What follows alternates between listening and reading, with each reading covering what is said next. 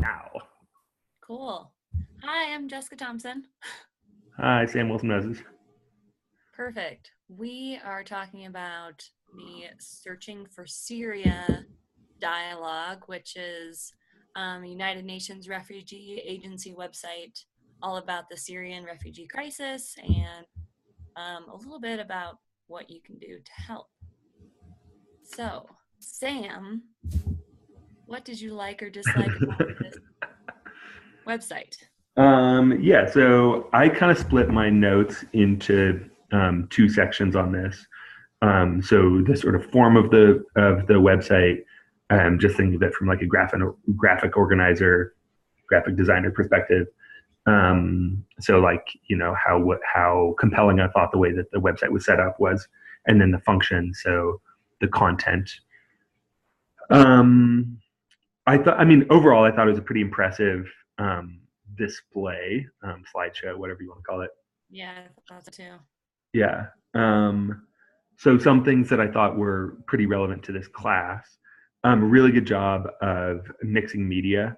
So obviously, it's like starting out as a slideshow, or well, it is a slideshow at the end of the day, but there's a lot of embedded content. So some of the embedded content that I thought was particularly impressive or compelling.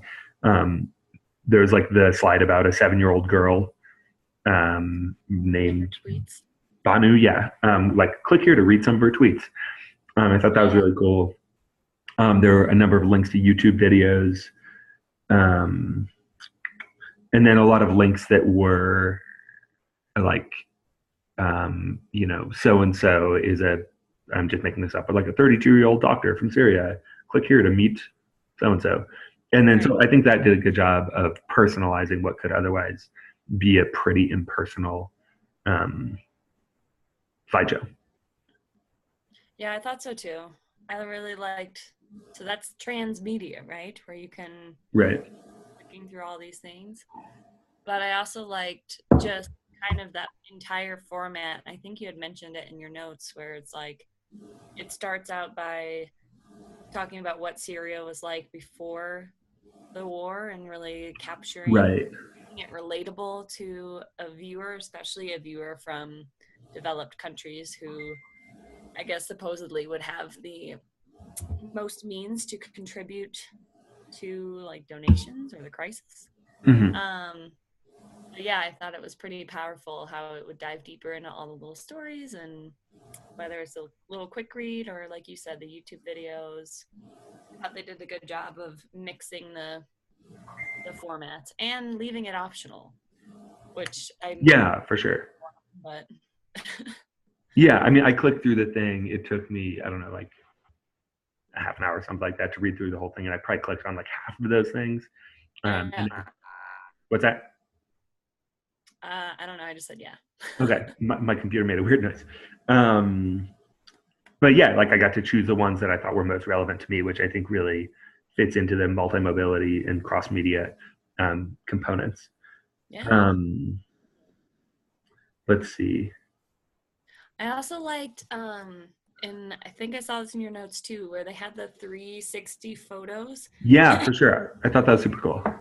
And it was like narrated of what was going on and it was pretty, I thought those were super cool. Yeah, I thought that was really good. And then also like coming back to the whole, you can kind of, choose a thing that you want. The slide after that, so it was to whoever is viewing this, if you haven't seen this, there's like a slide where it says there were 6 UNESCO World Heritage sites, and then there are, I guess, still before the war, and that all have been damaged. And so you can click on the little thing and like get a 360 view and like look around these heritage sites, which is really cool. And then the next one I thought was really cool because the slide after that. So even if you skipped over that and thought that wasn't interesting for some reason, which Crazy. weird, crazy. The next slide, they did this twice where they took 2 pictures from the same perspective. And so you'd get a slide and there's like a I don't know, a line at the bottom of your screen that you can drag up and down. And so it starts out showing like the way this site looked before the war, and it's this like beautiful mosque, and then you click on this thing at the bottom and you drag that up, and it's a picture from the exact same angle where you can see the damage from the same perspective. Yeah. So I thought that was really cool. So one, that's like really compelling because it makes it seem really, I don't know, like relevant. You can like feel what happened. And then also compelling because that came right after the World Heritage Sites thing. So they've just told you how beautiful this is, and now you're getting like the side by side comparison. I agree with you. You know, oh, man. They use that in another part where they were looking at the border of Turkey, and it was just Right. farmlands, and then it was all those abandoned cars right at the border. Yeah. Yeah. So I thought those were two of the more compelling slides because they were just like making it very like, I don't know, very easy to see exactly what's happened. Mm-hmm. Yeah, no, I totally agree. Um, I had looked at it on. I'd started looking at it just like scrolling through on my computer, and then later I was looking at it on my phone, and it was really mobile friendly. oh, You really? Okay. which I thought was really a benefit for the site as a whole. And it was just so captivating. I felt like the whole way through. Right. I think the only thing that I didn't like about it, so you go through the whole thing, it's getting you feeling very relatable to the topic, it's pulling on your emotions and your heartstrings, and then of course it's like it asks you to take action, right? Right. And I didn't feel like unless I were to donate, Yeah. I didn't feel like there was good um like I joined and I don't even know what that did. Yeah. I actually had that in my notes too. Because yeah, I clicked join. I haven't even like I gave him my email. I haven't even gotten an email from him. No, me either. So I don't really know what that does. But so I wish there was more Yeah. explanation. Yeah, I agree. I mean, a part of it is like, well, just looking at it from like an real world perspective, there's not much you can do about the war in Syria. Like shit's fucked. um, but it would, I think it would be more compelling if there was like a little bit more to it there. One thing that I've seen before in other, I don't know, similar things where like a nonprofit's trying to make a point about something is so it gives you at the end, there's the three options. It's like share, donate, or join. Mm-hmm. And share is just like share it on your Facebook wall or whatever.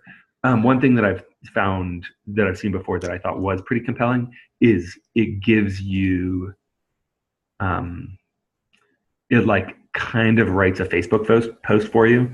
So instead of just saying like share this on my wall and then you've got like a link to this thing that your friends probably won't click on, um, it'll give you like a little template for what you like, use your own words if you want, but here's like a one sentence thing you could post that says like, watch this excellent slideshow from the whatever the name of the organization is from the UN. Um, kind of like if you do the like write a letter to your congressman from through some nonprofit, it'll be like here's a template letter, add your name to the bottom or change it if you want. Yeah. But yeah, one way or another, like I agreed. I had that in my notes too that like join just doesn't really do much and like. I know, it's weird. Yeah. But I think that literally is the only thing I didn't like about it. Yeah. Yeah, I thought it was really good in terms of. Do you want to talk about the like specific content stuff that was compelling? Sure. Um, so some stuff that I had. One is they did a really good job of like making it really relatable. So like the first section, there were 5 sections. The first one was something like, "What was Syria like before the war? More familiar than you think." And then it shows like the top Google searches from Syria in 2010, and like showing you the World Heritage sites and like what people were like and things like that. And so it's just all these things that make it feel like so before they show you all of this horror and devastation, um, they like make you feel for these people and give you like a little bit of understanding. And I don't know if it's ignorance or my age or what, but like when I think of Syria, I think, pre-war, I just feel like I didn't really know anything about it. Yeah, for sure. And so that was helpful, just to be like, wow, this is a lot more established and developed and functioning and Right. everything Oh, should. coming back to things that we didn't like Oh. on that subject. There was no um, there's no accountability. Like if you look at the Syrian civil war, like I did a project on this. I know a little bit about it. Okay. Um, like there's a very clear bad guy. Hmm. The guy the I think he's the president. He's like the bad guy. He declared war on his people, and he, despite international sanctions and despite like the fact that everybody disagrees with this, there's like he continues to do all of these horrifying things, and they just kind of like there was no explanation of what really happened. There was one slide that said it started as a peaceful protest and then this thing happened, but like it didn't actually give you sympathy for the people, but it doesn't really explain like the context of what's happening. Yeah, and the conflict itself almost Right. skips over that. Mm-hmm. I was kind of surprised by that. I don't know if there's a reason for that. I mean, this was put out by the UN and they have their own angles on everything, but Yeah. I don't know. Maybe it's just because the purpose is more, I feel like the purpose is not so much like how can we stop the conflict. I think the purpose is like how can we help all the refugees who are in camps or fleeing or being turned away or Yeah. or making it to Europe. So maybe that's why. Yeah, and I agree with that, but you'd think with 50 slides or so, like however many it was, Yeah. they could plug in a couple. It's like, and also the president's a fucking asshole, and like this is definitely his fault. Right. Or that's a good spot for a little transmedia link to be like Right, to right, yeah, yeah, exactly. Learn about how much this guy sucks. yeah. Um, I was also surprised reading through this because yeah, I didn't know much about Syria before the war, like about how like I don't know internationally connected Syria was. I guess like they had $6.3 billion in tourism in 2010. We're Yeah. projected to get to 8.6 billion in 2011, and I don't know how that compares to other countries, but that seems like a massive leap. Like it seems like on a graph they're like going like this, so it sounds like they were on the up and up Yeah. before you know all this Yeah, stuff. it's sad since so many of the reasons people were touring there are now destroyed from the war. Like you wonder, Right, you hope that they can reach those numbers again one day after all this is resolved, hopefully. right. But I mean, also like they show you what Aleppo looks like now. It's like pretty well bombed. Yeah. Not a whole lot up there. So sad. You want to move on to question two? How would you use this in your teaching? Um, I think the thing that I most took away from this, what up? Hey, roommate getting home. The thing that I most took away from this was the effectiveness of the like transmedia components. So I don't think we're there now, but I could definitely see at some point in the not too distant future, like textbooks not really being replaced, but being really augmented by digital content. Um, Both for students and for parents or families or whoever. Um, and I thought that I can imagine like if I was I'm teaching econ now. If I was teaching an econ class and I had, some sort of like weekly email to families, or if I had, or if students were like reading their textbook on a tablet or something like that, like embedding stuff like this, like click here to learn more. Like if you didn't fully understand this, or read this economist, follow this economist Twitter account here, or something like that. So I thought the embedding stuff was really useful. Um, I don't I don't have like a clear picture of how I would use that in a classroom like this week, for example. But Right. you know, I plan on teaching for a long time, and I would be surprised if this kind of stuff does not become pretty standard. Yeah.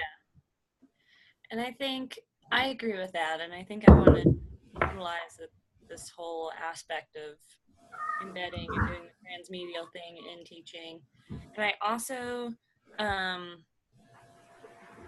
I like that overall format that this slideshow had where, you know, when you're introducing, it's the same thing we want to do in teaching, right? When we introduce a new topic to our kids, we want to first like build on their relatability and draw out empathy for something so that they're more excited to learn like the facts and the Right. statistics of that.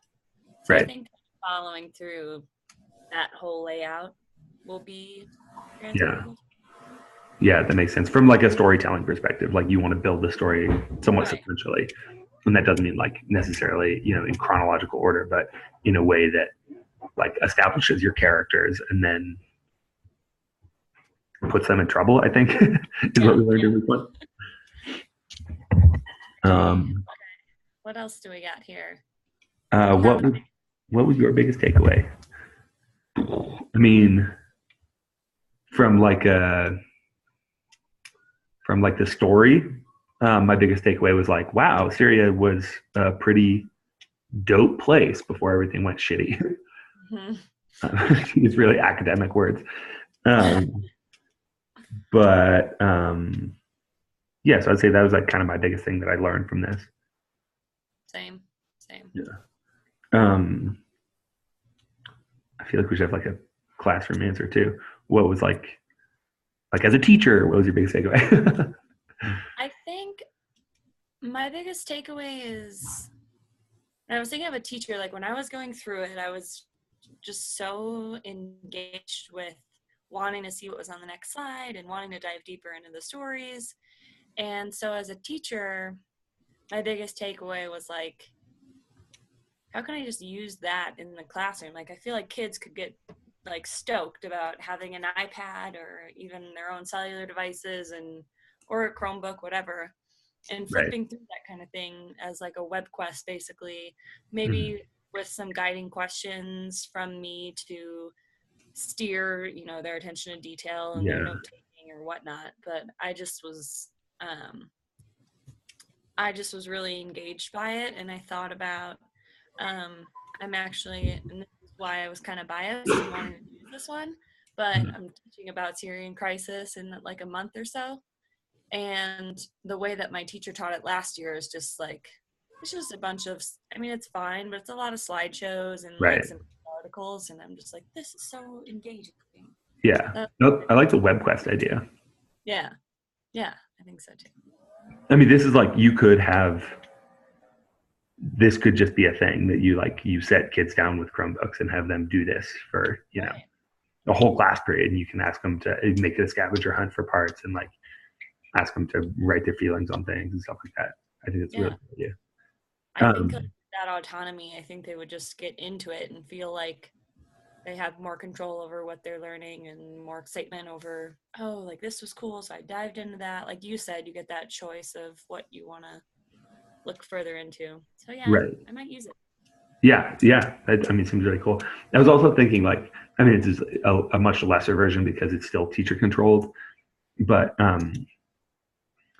it would be a cool thing. I think about like teaching class on econ, which is what I'm doing now, and you've got your PowerPoint, and like for each class we probably have like, I don't know, 6 slides, and one of them is a CLO and one of them is an agenda, and so like we're not really that reliant on PowerPoint, but it would also be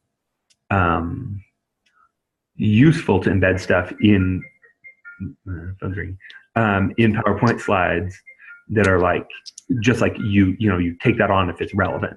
So like there could be a slide that's like links to 3 or 4 videos. So like if you're trying to explain a concept to the class and they're not getting it, then you'd be like, oh, let me just click on the thing that explains market clearing price or whatever. Yeah, let's look at it a different way. Yeah. Right. Yeah, which is again not that like, I mean that's not like a big light bulb moment, but it is just a good example of embedding stuff. I agree. Well, what's our time looking like here? I think we're at 15 to 20, 15 to 25. I think that's our expectation. Right on. Well, I think we nailed it. Thank you for going with Syria. Yeah. Go team. All right. Well, I'm going to hit stop recording here, and then hopefully I'll be able to figure out how to put this on the internet. Right. If you need me to look around and help you figure that out, let me know. Cool. Sounds good. All right. Nice job. Bye. Bye.